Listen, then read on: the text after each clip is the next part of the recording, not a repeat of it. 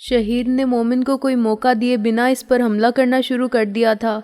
मोमिन का पूरा चेहरा खून की वजह से लाल हो चुका था। इसने अपने बचाव की अज़हद कोशिश की मगर नाकाम रहा। आखिर शहीर जैसे मर्द मुजाहिद के आगे मोमिन जैसा कायर कब तक टिक पाता। जब तक मोमिन की एनर्जी खत्म नहीं हो गई वो और शहीर आपस में गुत्थम गुत्था होते रहे। मोमिन अब अपने हाल से बेहाल जमीन पर लेटा लंबे लंबे सांस ले रहा था। शहीर मोमिन को छोड़ता सीमा की तरफ बढ़ा जो आंखों में डर और खौफ लिए इन दोनों को देख रही थी। ये किसी भी वक्त होश में आ सकता है, यहाँ से निकलने का जल्दी से कोई रास्ता ढूंढो और मेरा मोबाइल अपने पास रखो। जैसे ही यहाँ से निकलो तो जवाद को कॉल करना, बाकी वो खुद ट्रैकर की मदद से ये जगह ढूंढ लेगा। शहीर का लहजा नॉर्मल था, जबकि अब की बार इसकी आंखों से पहले वाली नरमी गायब थी। वहाँ अब सिर्फ अजनबियत थी। इसकी आंखें किसी भी जज्बे से आ रही थी। सीमा को जी भर कर खुद पर रोना आया, अपनी किस्मत पर रोना आया जिसे वो खुद अपने हाथों से खराब कर चुकी थी।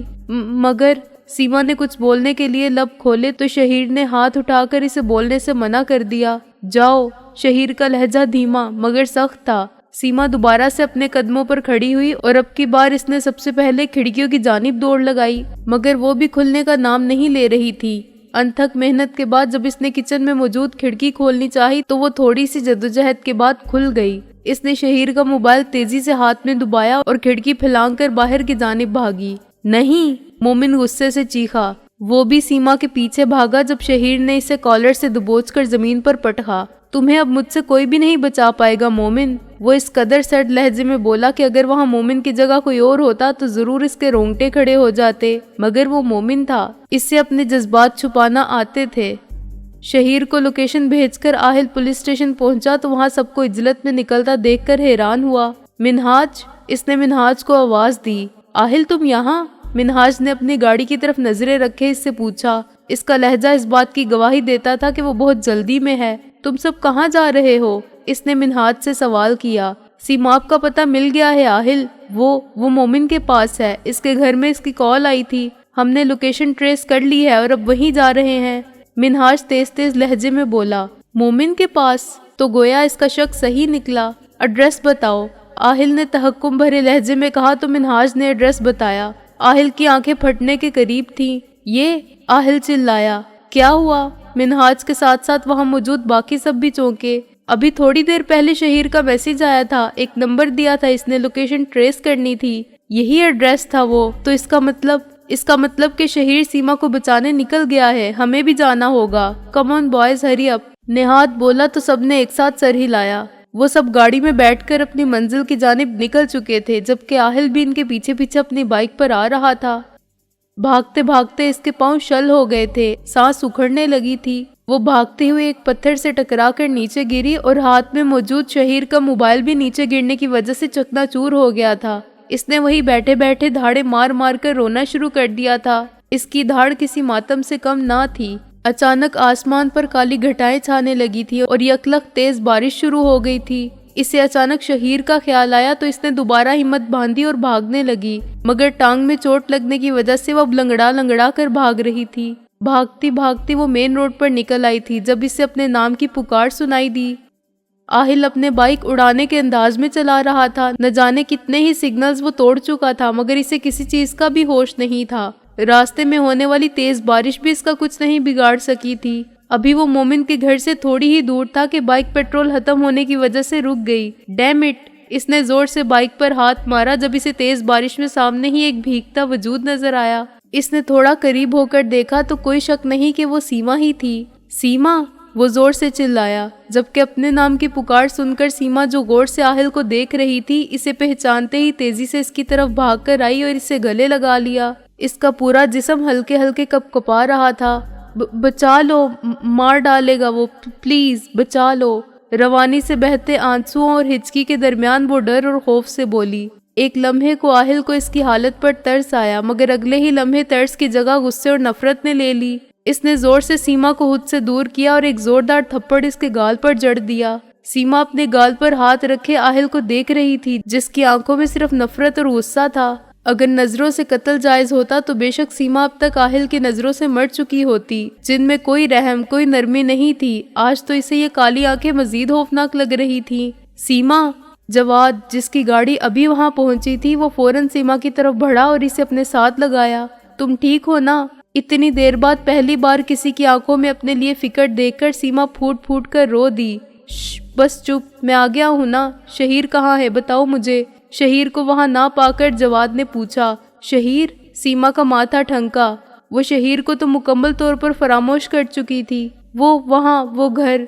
वो सही से बोल नहीं पा रही थी। जवाद, हम देखते हैं, नेहात बोला और साथ ही जैन, अरसल और रेयस भी इसके पीछे निकले। सीमा, तुम गाड़ी में बैठो, मैं आता हूँ, ठीक है? जवाद ने हीटर ऑन करके इसे गाड़ी में बिठाया और खुद घर के रास्ते की तरफ बढ़ा। सीमा, जो अभी सुकून से आंखें भी मूंद नहीं पाई थी, जोर से चीखी। आहिल ने बहुत जोर से इसके बाल खींचे थे। याद रखना सीमा बीबी, अगर मेरे दोस्त, मेरे भाई शहीर को कुछ हुआ ना तो तुम्हें जिंदा जमीन में गाड़ दूंगा। आहिल इस कदर नफरत और गुस्से से बोला कि सीमा को अपनी जान जाती महसूस हुई। इसे जोर से पटकने के अंदाज में छोड़ता वो भी मिनहाज के साथ बाकियों के पीछे चल दिया। सीमा तो इस वक्त सिर्फ अल्लाह से शहीर की सलामती की दुआएं मांग रही थी।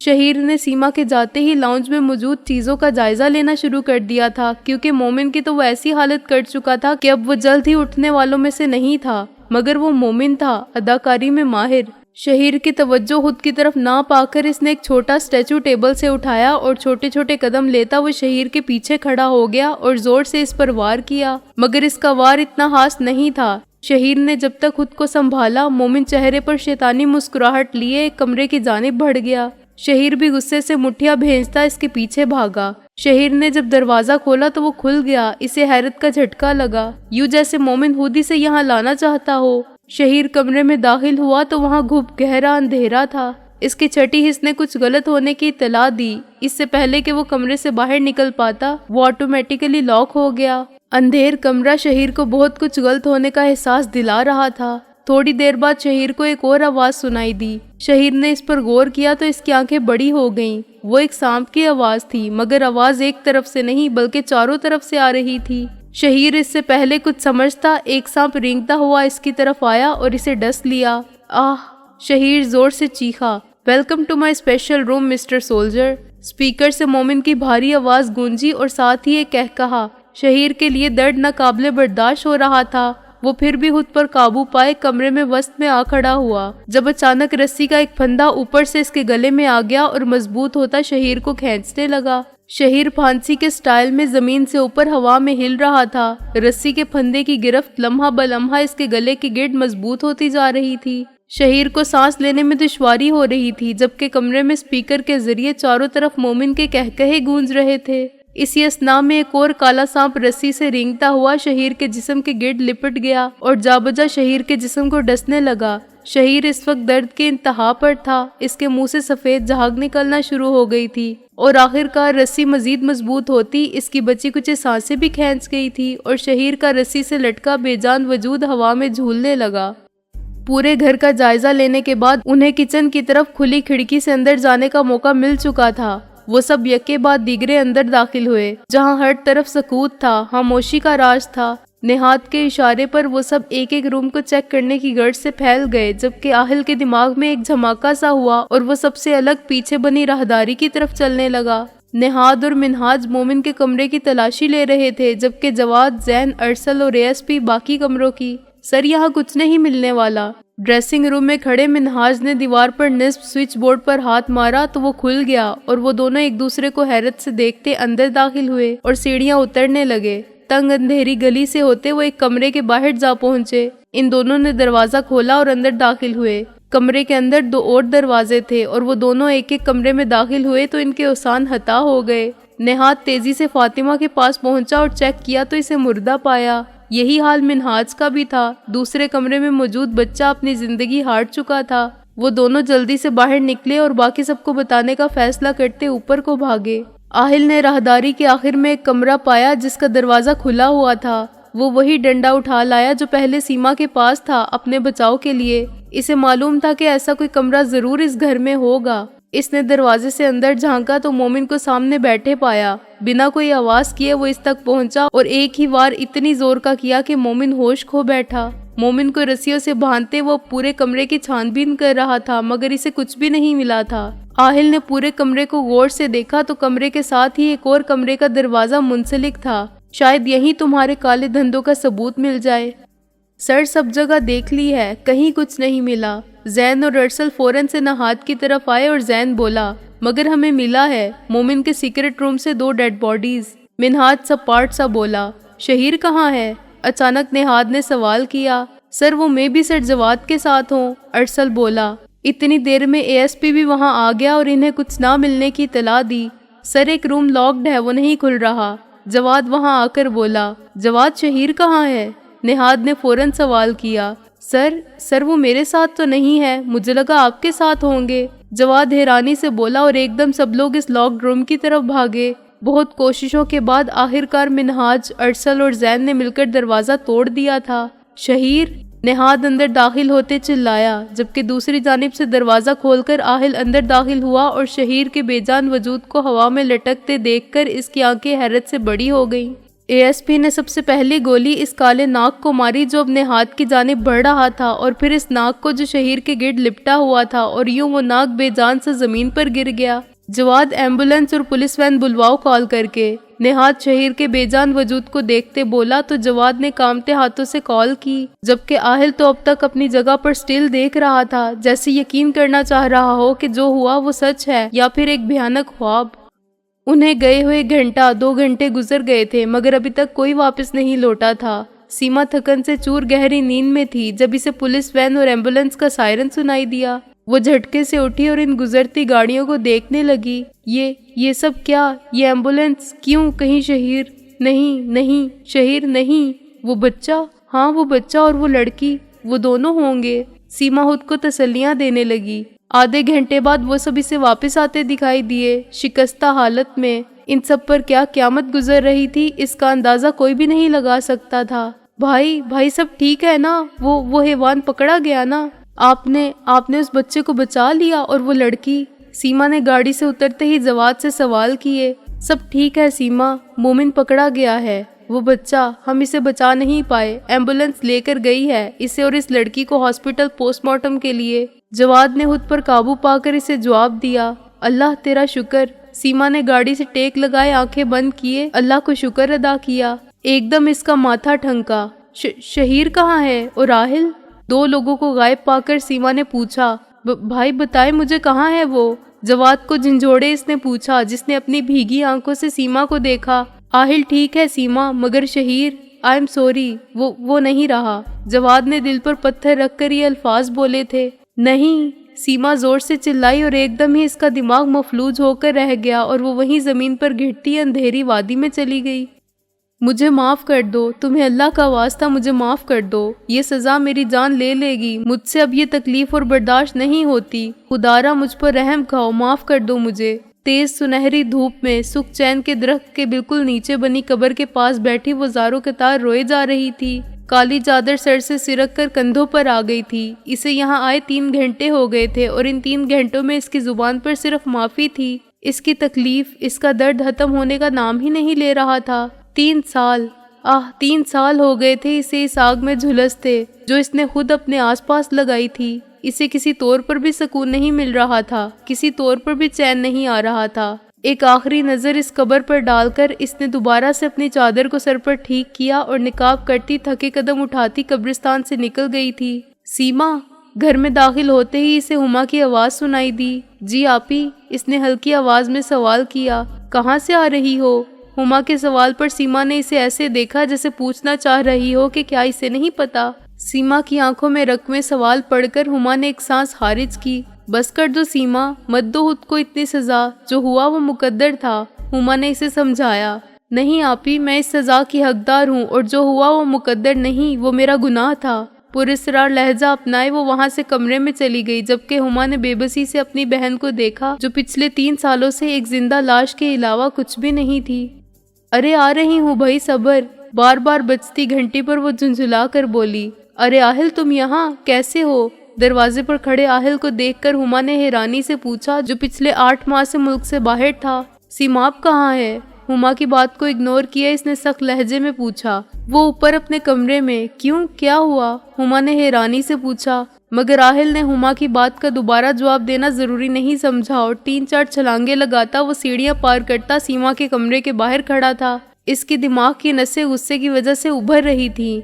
जोरदार झटके से दरवाजा खोलता वो अंदर दाखिल हुआ और बेड पर जाए नमाज रखती सीमा का रुख अपनी तरफ किए इसे दोनों कंधों से इस कदर मजबूती से पकड़ा कि सीमा तकलीफ से कराह उठी। कहाँ गई थी तुम? इसने कड़े लहजे में पूछा। सीमा तो इसे यूं अपने सामने पाकर डर से कांपना शुरू हो गई थी। इसे भला कहाँ उम्मीद थी कि वो यूं वापस आ जाएगा। मैंने पूछा कहाँ गई थी तुम? अब की बार वो ऊंची आवाज में धाड़ा तो नीचे मौजूद हुमा भी सीढ़ियां चढ़ती ऊपर आने लगी। कब्रिस्तान, सीमा ने डरते डरते आंखों में पानी लिए जवाब दिया। क्यों गई थी वहाँ? अब की बार लहजा धीमा मगर सरसराता था। वो मैं। सीमा को कुछ समझ नहीं आया कि वो क्या बोले, क्या जवाब दे। आहिल ने पहले ही इसे वार्न किया था कि वो कभी भी शहीर की कब्र पर नहीं जाएगी, वरना क्या मैं लगा रखी है। मना किया था ना कि अपने मनहूस कदम लेकर तुम वहाँ नहीं जाओगी, फिर भी गई। बताओ मुझे कब मानोगी मेरी बात, कब सुनोगी और समझोगी मुझे? सीमा को दीवार के साथ लगाए वो एक हाथ का मुक्का बनाए जोर से इसके चेहरे के पास दीवार पर मारते बोला तो सीमा की चीख निकल गई। बहुत मजा आता है ना तुम्हें मुझे तकलीफ देकर, मुझे अजियत पहुंचाकर, मेरे जख्मों को हरा करके। बताओ मुझे क्या सुकून मिलता है? आहिल पर इस वक्त एक जुनून सा तारी था और वो धीमे लहजे में गुर्राते हुए बोल रहा था, जबकि सीमा बार बार सर नफी में हिला रही थी। इसका पूरा चेहरा आंसुओं से भीग चुका था। मैंने मना किया था ना वहाँ जाने से, कहा था ना कि अगर गई तो जान निकाल लूंगा। लगता है तुमने मेरी बात को सीरियस नहीं लिया, तो अब अंजाम के लिए तैयार हो जाओ सीमा बीबी। कहते ही आहिल ने इसकी गर्दन दबोच ली। इसकी पकड़ सीमा की गर्दन पर सख्त होती जा रही थी, जबकि सीमा को सांस लेने में दुश्वारी हो रही थी। आहिल, वो इसका हाथ अपनी गर्दन से हटाने की नाकाम सी कोशिश करते बोली। क्या हुआ? तकलीफ हो रही है? सांस नहीं आ रहा? बहुत दर्द है? आहिल ने एकदम फिक्रमंदी से पूछा। इसके चेहरे के तासुरात एकदम नॉर्मल हुए थे और गर्दन पर गिरफ्त ढीली हुई थी। इसके चेहरे पर फिक्रमंदी देखकर सीमा ने सर इस बात में हिलाया तो आहिल की गिरफ्त इसकी गर्दन पर पहले से भी ज्यादा मजबूत हो गई थी और चेहरे के तासुरात मजीद पथरीले। हो रही है ना तकलीफ? दर्द का एहसास जागा ना? इसे भी ऐसी ही तकलीफ हुई होगी, बल्कि इससे भी ज्यादा। सिर्फ तुम्हारी एक बेवकूफ़ी, फकत एक बेवकूफ़ी की वजह से एक कीमती जान चली गई। मेरा भाई, मेरा दोस्त हमेशा के लिए चला गया और तुम। कहते ही आहिल ने इसे झटके से बेड की तरफ पटका। आहिल! दरवाजे पर खड़ी हुमा चिल्लाई। आहिल ने एक नज़र हुमा को देखा और फिर सीमा पर नफरत भरी निगाह डालकर लंबे लंबे डग भरता वहाँ से निकल गया। हुमा ने भी सर झटका और फौरन सीमा के पास चली गई, जो बेड पर ऊंधे मुंह गिरी हुई थी। सीमा! हुमा ने इसे सीधा किया। आपी! सीमा इसके गले लगकर फूट फूट कर रो दी। बस बहुत हो गया। पिछले 3 सालों से मैं इस जाहिल इंसान का ये रवैया देख रही हूँ तुम्हारे साथ। अब और नहीं। आ जाने दो जवाद को, बात करूंगी मैं इनसे। कहूंगी कि आहिल से पूछे कि वो क्या चाहता है, वरना इस रिश्ते को यहीं खत्म। नहीं आपी, ऐसा नहीं करिएगा। भाई को कुछ नहीं बताइएगा। गलती मेरी ही है। इसे नहीं पसंद मेरा कब्रिस्तान जाना, फिर भी चली गई। बस आइंदा से नहीं जाऊंगी। सीमा अपने आंसू साफ करते बोली। सीमा, पागल हो गई हो क्या? आखिर क्या चाहती हो तुम? हुमा को इसकी दिमागी हालत पर शक हुआ। कुछ भी नहीं, कुछ नहीं चाहती। बस इतना चाहती हूँ कि आहिल का नाम मेरे नाम के साथ लगा रहने दें। मुझे नहीं चाहिए कुछ भी, बस इसका नाम ही काफी है मेरे लिए। सीमा मिन्नत भरे लहजे में बोली तो हुमा को इस पर तरस आया। इसने सीमा की हालत के जेरे असर इसकी बात मान ली थी। अच्छा, अब तुम सो जाओ, मैं सर में उठा दूंगी। इसका माथा चूमते वो इस पर लिहाफ डालते कमरे से बाहर चली गई, मगर जवाद से बात करने का फैसला वो कर चुकी थी। आज आहिल आया था? खाना खाते वक्त जवाद ने पूछा। जी, हुमा ने बेदिली से जवाब दिया। इसका लहजा जवाद ने नोट किया था। क्या हुआ? कुछ नहीं, हुमा ने सर नफी में हिलाया। हुमा, देखो इधर मेरी तरफ, बताओ मुझे क्या हुआ? खाने से हाथ खींचे जवाद ने इसका हाथ पकड़कर चेहरा अपनी तरफ किया। जवाद, ऐसा कब तक चलेगा? हुमा ने सवाल किया। क्या चलेगा? जवाद ने हैरानी से पूछा। यही सब, आहिल का गायब रहना, सीमा की उदासी। 3 साल हो गए हैं जवाद इनके निकाह को, मगर वो दोनों तो एक दूसरे से यूं अनजान है जैसे जानते ही ना हो। हुमा ने आखिरकार अपने दिल की बात कह डाली। देखो हुमा, जो हुआ और जिन हालात में हुआ वो सब तुम जानती हो ना कि ये निकाह सीमा की सेफ्टी के लिए था। इसके दामन पर कोई दाग ना लगे इसलिए था। तो इन सब बातों का क्या मकसद?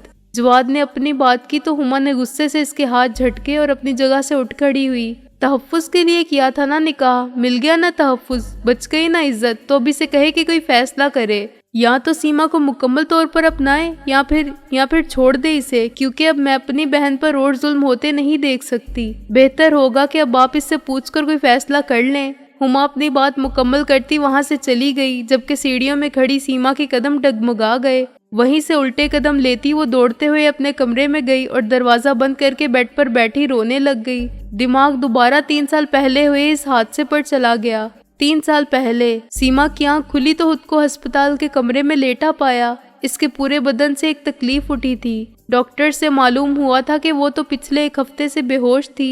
इस 1 हफ्ते में बहुत कुछ हो चुका था। मोमिन का केस शहीर की शहादत के बाद आर्मी के अंडर आ चुका था। फातिमा की सजा खत्म हो गई थी और आखिरकार इसे अपनी आखिरी आरामगाह नसीब हो गई थी। शहीर को इस्लामाबाद दफना दिया गया था। आहिल शहीर की आखिरी रसूमात के बाद से गायब था। वो कहाँ गया था किसी को कुछ भी मालूम नहीं था। सीमा के दिमाग में बार बार आहिल के अल्फाज गूंज रहे थे। इसने कहा था कि अगर शहीर को कुछ हुआ तो वो इसे जिंदा नहीं छोड़ेगा। सीमा, हुमा ने इसे पुकारा जो खिड़की से बाहर बेमकसद ऊंची इमारतों को घूर रही थी। हुमा के साथ जवाद और मिनहाज भी थे। सीमा, हुमा ने एक बार फिर इसे पुकारा। सीमा बोली, वो बात करनी है तुमसे। हुमा उंगलियां मड़ोड़ती बोली और साथ ही जवाद और मिनहाज को देखा जो आंखों से इशारा करते कमरे से बाहर चले गए। सीमा, इधर देखो मेरी तरफ। इसका चेहरा अपने हाथों में लिए हुमा ने अपनी तरफ किया, जिसकी आंखें बिल्कुल वीरान, बिल्कुल खाली थी। देखो सीमा, जो कुछ हुआ इस बारे में इसके हवाले से तुमसे कोई बात नहीं करना चाहती, मगर वो आपको जो कुछ भी कहना है सीधा सीधा बोलिए आप ही। सीमा सपाट लहजे में बोली, कल केस की सुनवाई है सीमा। कल मोमिन का केस अदालत में चलेगा और तुम्हें गवाही देनी है इसके खिलाफ। सीमा की आंखों में खौफ फैलना शुरू हो गया। फिक्र मत करो, तुम्हें बस इतना बताना है कि तुम मोमिन को एज ए टीचर पसंद करती थी और जिस दिन यूनी में हादसा हुआ उस दिन भी वो तुम्हें अपने साथ ले गया था क्योंकि तुम होश में नहीं थी, और फिर जब तुम्हें होश आया तो तुमने इसे वापस जाने को कहा तो इसने तुम्हें रूम में बंद कर दिया, ठीक है ना? हुमा इसके चेहरे के तासुरात जांचते बोली जो खाली नजरों से इसे देख रही थी। मैं कोई गवाही नहीं दूंगी मैं कोई गवाही। मुझे इस शख्स की शक्ल नहीं देखनी। नहीं जाऊंगी मैं। सर जोर से नफी में हिलाती वो बोली, सीमा इधर देखो। सीमा, तुम्हें जाना होगा वरना इस मोमिन की कही बातें सच साबित हो जाएंगी। तुम पर लगाया इल्जाम सब कुछ सच हो जाएगा। हुमा इसे संभालते बोली, कैसा इल्जाम? सीमा ने डरते डरते पूछा। सीमा, तुम जानती नहीं हो इस शख्स को, वो कितना यंच और घटिया है। हम इसे फरिश्ता समझे मगर वो तो शैतान निकला। इसने अदालत के सामने ये मौकिफ पेश किया है कि तुम्हारा और इसका, कैसे कहूँ, इसने कहा कि तुम दोनों के माबैन एक उस्ताद और तलबा से ज्यादा का रिश्ता था और ये भी कि तुम इससे मोहब्बत करती हो और खुद अपनी मर्जी से इसके साथ गई थी। हुमा ने नजरें नीचे किए जवाब दिया, जबकि सीमा दम साधे सब सुनती रही। आपी, वो मैं। सीमा से कुछ बोला नहीं गया। तुम फिक्र मत करो सीमा, आहिल ने हमें सब सच बता दिया है। अब की बार सीमा के बच्चे कुछ ओसान भी खता होने के दर पर थे।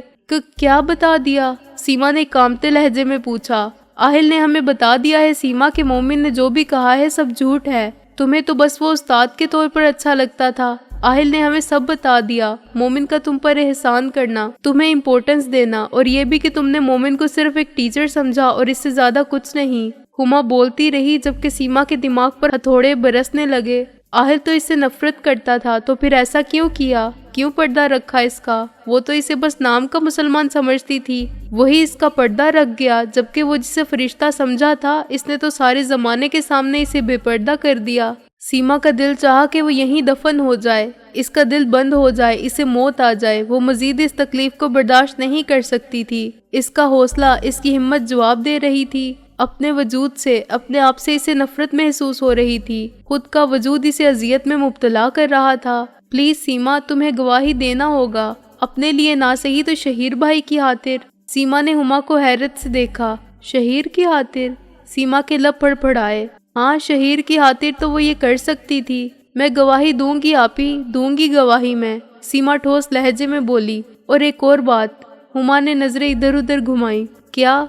सीमा ने उछंबे से पूछा। तुम्हारा आज निकाह है सीमा, आहिल के साथ। हुमा की बात पर सीमा का हाल बदतर हो गया। नहीं, ये कैसे हो सकता है? मैं निकाह नहीं करूंगी निकाह। सीमा ने जोर जोर से सर नफी में हिलाया और आंखों से आंसू जारी हो गए। सीमा, इधर देखो मेरी तरफ। ये निकाह सिर्फ तुम्हें तहफ्फुज देने के लिए है सीमा। बात तुम्हारी इज्जत की, तुम्हारे किरदार की है, वरना तुम्हारे बारे में लोग क्या बातें बनाएंगे तुम जानती हो अच्छे से इस मुआशरे को सीमा। हुमा की बातें सीमा के दिमाग में बैठ रही थी और आखिरकार इसने निकाह की हामी भर ली थी।